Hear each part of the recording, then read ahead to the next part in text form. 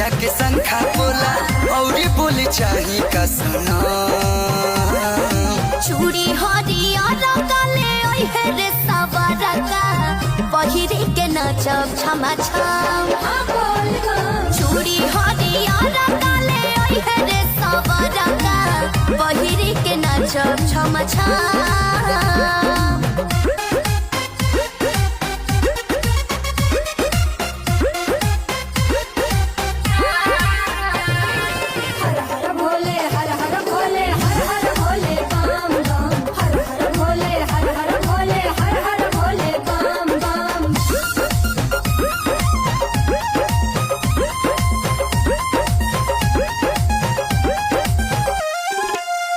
मन परई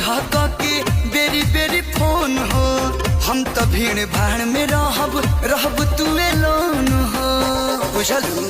ताहर मम्मी पापा संघावे में रही है हो घरी घरी कर फोन बुका कही है हो अरे अरे मोर सोना कितनी तुम अच्छी हो ना रख बात याद हरदम चूड़ी हरिहरा काले ओइ हे रे सवारा का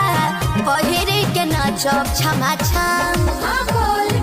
चूड़ी हरिहरा काले ओइ हे रे सवारा का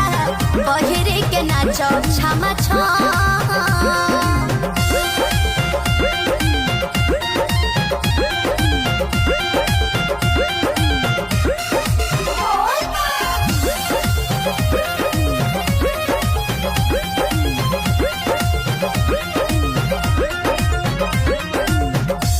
कॉल करब तू करी पसंद हो